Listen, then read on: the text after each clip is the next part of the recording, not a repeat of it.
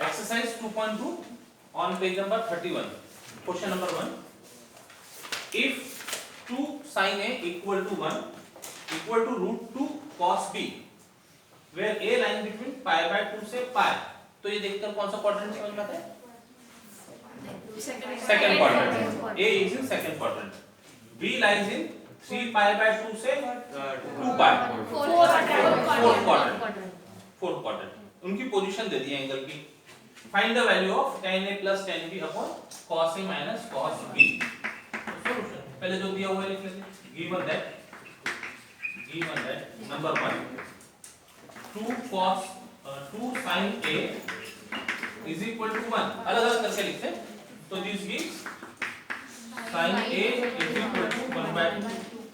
Number 2 root 2 cos B is equal to 1. So it gives cos B is equal to 1 by root 2. Okay. हमको find करना है tan A tan B. तो sin के साथ cos, cos के साथ sin ये लगेंगे. तीसरी इंफॉर्मेशन भी लिख लेते हैं. pi by 2 less than A less than pi.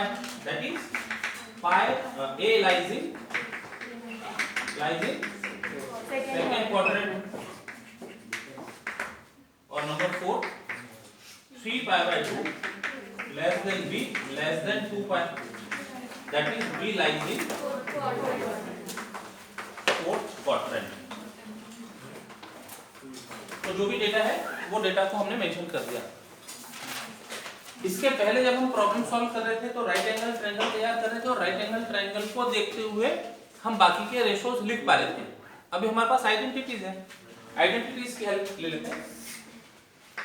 We know that cos square theta plus sin square theta is equal to 1. तो therefore sin दिया हुआ है तो cos square A plus sin square A is equal to 1 imply cos square A is equal to 1 minus sin square A. Value रखो 1 minus direct कर देते 1 by 4. 1 by 4 is equal to 3 by 4. ये हो गया cos square A. तो this imply cos A is equal to root 3 by 2. अब cos A root 3 by 2 है तो A क्या होना चाहिए? 30 डिग्री. अब आगे वापस राइट एंगल ट्रायंगल की बात. ठीक है, ये एंगल A है, ये 1, ये 1 by 2 root 3 by 2. तो एडजेसेंट साइन अपॉन हाइपोटेनस तो कितना होगा ये एंगल 30 डिग्री. तो therefore A is equal to 30 degree. A की जरूरत नहीं है हमको cos A चाहिए था. तो अब A line between pi by 2 से pi है, मतलब सेकंड क्वाड्रेंट में. तो since A lies in second quadrant, what will be sign of cos A? Negative. But A lies in second quadrant, therefore cos A is equal to minus root 3 by 2. Note this. ठीक है, एक काम और कर सकते हैं. cos square A is equal to 3 by 4 लिखा तो इससे जब cos A लिख रहे हैं तो यहीं पर हम प्लस माइनस लिख देते हैं. और उसमें से प्लस लेना या माइनस लेना ये पोजीशन देखकर डिसाइड कर लेंगे. तो प्लस माइनस लिख दिया. A lies in second quadrant, तो therefore cos is negative. अब डिपेंड करता है A की पोजीशन कहां पर है, उसके हिसाब से या तो हम प्लस कंसीडर करेंगे या माइनस कंसीडर करेंगे. ये ज्यादा क्लियर है? Yes sir. अब ये cos A आ गया. बात कर लेते हैं सेकंड रिजल्ट यानी sin B की बात. यहीं पर लिख दो therefore tan A is equal to sin A upon cos A. sin A 1 by 2 minus root 3 by 2. तो tan A is equal to minus 1 by 2. minus 1 by root 3. Okay. Again cos square B plus sin square B is equal to 1. अब cos भी दिया हुआ है तो sin B की बात करना है. sin square B is equal to 1 minus cos square B 1 minus 1 by root 2 का स्क्वायर 1 by 2 कितना 1 by 2 sin square b is equal to 1/2, तो sin b इज इक्वल टू प्लस माइनस 1/√2। अब प्लस लेना है माइनस लेना, तो b की position as b lies in fourth quadrant, so therefore sin b is minus 1/2, so therefore tan b is equal to sin b upon cos b minus 1/√2 upon cos b 1/√2, so tan b is equal to -1। सारी value आ गई। now tan a plus tan b upon cos a minus cos b, रख दो value. tan a minus 1/√3 plus tan b minus 1 upon cos a, क्या दिया हुआ है?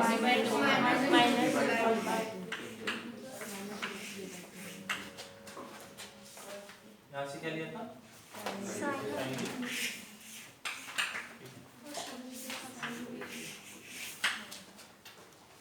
cos a की value है -√3/2 माइनस cos b की वैल्यू तो दी हुई है 1/√2। सब वैल्यू बराबर पुट कर दी गई। Calculation is equal to -1 -√3 upon √3 upon यहाँ पर -2√2 मल्टीप्लाई कर लेते हैं। डायरेक्ट √2 को इनटू √2। अच्छा चलो इसको करते -√3/2 माइनस √2/2, √2 से ऊपर लेके मल्टीप्लाई करते हैं, तो that is equal to -1 -√3 upon √3 upon -√3 -√2 upon 2, it is minus common 1 plus √3 upon √3 into minus common इसका भी minus common 2 upon √3 plus √2 minus minus plus, तो ये बन गया 2 times 1 plus √3 upon √3 times √3 plus √2 और ब्रैकेट ओपन कर सकते हैं 2 प्लस 2√3 अपॉन 3 प्लस 3√2 नहीं √3 प्लस √6 √3 into √3 प्लस √3 into √2।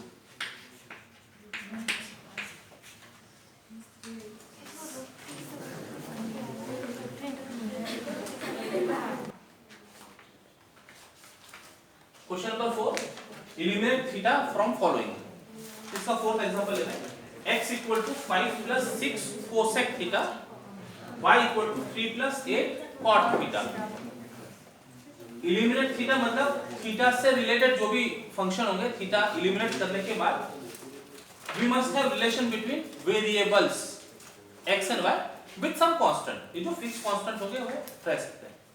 तो सॉल्यूशन फिर से ये रिलेशन लिखना है, तो हम यहीं से शुरू कर देते हैं। Solution given that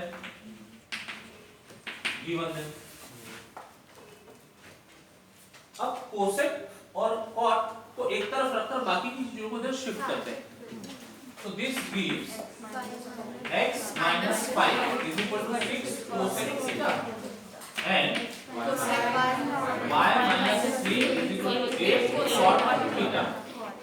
So therefore cosec theta is equal to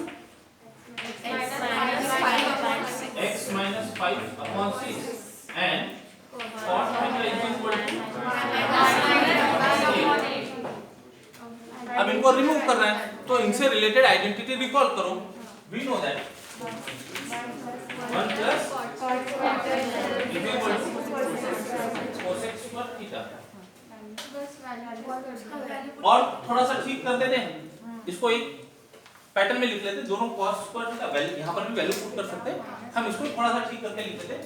this imply 1 is equal to cosec square theta minus cos square theta, और अब वैल्यू पुट कर दो, है ना, इसको कुछ नंबर दीजिए। तो this imply 1 is equal to cosec theta की वैल्यू x माइनस 5 अपॉन 6 का square minus y minus 3 upon 8 का स्क्वायर यूजिंग स्टार। हो गया थीटा एलिमिनेट। अभी ज्यादा से ज्यादा क्या कर सकते हैं आप, ये एक्सप्रेशन को इधर और 1 को उधर सिंपलीफाई करने की जरूरत नहीं इसको, और that is x minus 5 by 6 का square minus y minus 3 by 8 का स्क्वायर इक्वल टू 1। आंसर ये कुछ स्टैंडर्ड इक्वेशन होती है, x square upon a square plus y square upon b square equal to 1 conic section में hyperbola, hyperbola, है ना। तो ये स्टैंडर्ड फॉर्म है, इसको एक्सपांड करने की फर्दर जरूरत नहीं। This is required relation after eliminating theta from given two relations. इसी के साथ में एक और एग्जांपल देख लेते हैं। नंबर सिंपल है, number 3 x equal to 4 cos theta minus 5 sin theta और y equal to 4 sin theta plus 5 cos theta. ये प्रॉब्लम लेने का एक रीजन है, यहां पर दो रिलेशंस में एक एक ही फंक्शन इन्वॉल्व था, बाकी के जितने प्रॉब्लम है सब इसी कैटेगरी के हैं, बस ये मिसिंग है, कुछ प्रॉब्लम ये मिसिंग है, तो यहाँ पर एक्स्ट्रा की टर्म नहीं आएगी, ये टर्म नहीं आएगी, ठीक है, पैटर्न सेम है। यहाँ दो दो फंक्शन इन्वॉल्व है तो सोचने का तरीका थोड़ा सा बदलना पड़ेगा, जो काम यहाँ किया था वो यहाँ पर नहीं चल सकता, तो कोई सोचकर बता सकता क्या किया जाए। Adding and subtracting x plus simultaneous equation जैसा दिख रहा है ये, तो दोनों equation sin theta cos theta में है, तो आप उसको simultaneous equation in sin theta cos theta बोलकर सॉल्व कर सकते हैं for sin theta and cos theta. तो उसके दो तीन तरीके हैं, एक तो इलिमिनेटिंग, एडिंग एंड सब्ट्रैक्टिंग, या फिर क्रैमर्स रूल का नाम सुना है, ठीक है। तो अभी यहाँ पर दोनों के कांस्टेंट सेम है, लेकिन साइन के साथ अलग है, कॉस के साथ अलग है, तो उनके पहले तो हमको नंबर सेव करने पड़ेंगे, और लिखते समय भी हम ठीक से लिख लेते, that is 4 cos theta minus 5 sin theta is equal to x number 1, cos theta की टर्म पहले लिखते हैं, 5 cos theta plus 4 sin theta is equal to 1 number 2। अब किसको एलिमिनेट करते हैं, साइन को, तो इसको 4 से मल्टीप्लाई, इसको 5 से, 1 मल्टीप्लाई बाय 4 इम्प्लाई 16 cos 4 से मल्टीप्लाई करते हैं, 16 cos theta minus minus 20 sin theta is equals to 4x, और 2 को 5 से मल्टीप्लाई करते हैं, 5 cos theta 5 cos थीटा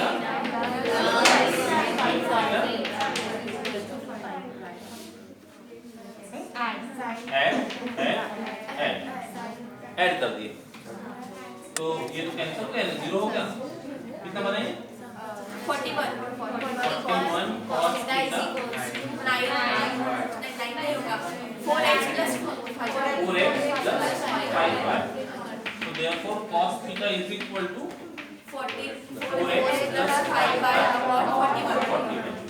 इसको नंबर दे देते हैं, cos थीटा आ गया।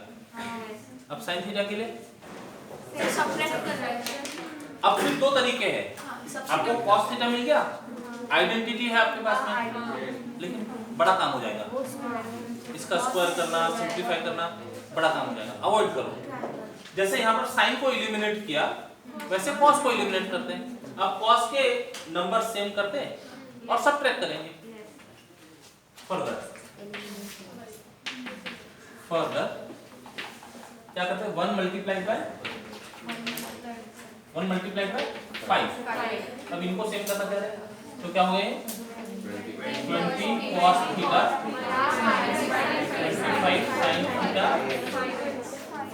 5x, 2 multiply by 4 implies 20 cos theta plus plus 60 sin theta is equal to 4y.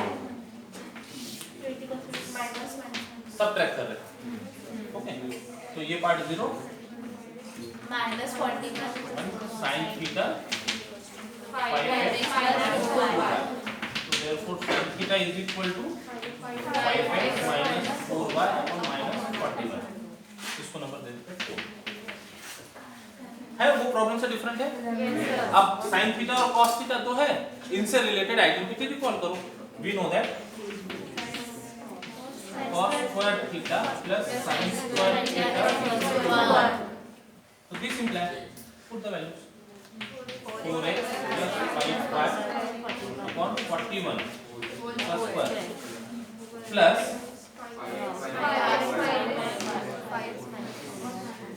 अब लिखना चाहे तो माइनस को उधर एडजस्ट कर सकते हैं, या फिर x और y की टर्म वैसे ही चाहते तो वैसे भी लिख सकते हैं। क्या करते हैं, एडजस्ट कर लेते हैं। तो 4y minus 5x upon 41 का square equal to 1। Okay, using 3 and 4, using 3 and 4। और कुछ एक आधे स्टेप लिख सकते हैं। So common 4. This implies 4x plus 5y का square plus 4y minus 5x का स्क्वायर इज इक्वल टू 41 का स्क्वायर। 41 का स्क्वायर। ठीक है, सफिशिएंट है इतना। एक्सपांड करना चाहे तो एक्सपांड करके x y की टर्म कलेक्ट की जा सकती है। देख लेते हैं, बोलो 16x square plus 40xy 40xy plus 25y square. Expansion हो गया इसका, इसके लिए plus plus 16y square minus 40xy plus 25x square is equal to 41 का स्क्वायर। तो प्लस माइनस वाली टर्म क्या है, 0 हो गई। और x x मिलाओ, कितना हो गया, 41x square plus 41y square 41 का square x square plus y square is equal to 41 का square imply x square plus y square. मतलब ये जो दो रिलेशन, अब 41 ये दो रिलेशंस थे, ये दो रिलेशंस क्या रिप्रेजेंट कर रहे हैं, और x square plus y square is equal to root 41 का स्क्वायर। मतलब वो जो दो इक्वेशंस है, this two equations are representing what is this, right angle relation between x and y. Pythagoras theorem. ये पाइथागोरस थ्योरम, इसको रिकॉल करो ना, कौन सा कर्व बताता है ये, x square plus y square equal to R square. क्या रिप्रेजेंट करता है, circle which is a circle, unit कैसे होगा, with center at origin and radius root 41। मतलब ऐसा जैसे यहाँ पर हाइपरबोला था, दिस इज हाइपरबोला, हाँ, और तो ये सर्कल रिप्रेजेंट कर रहा है with centre at origin, standard circle with radius root 41।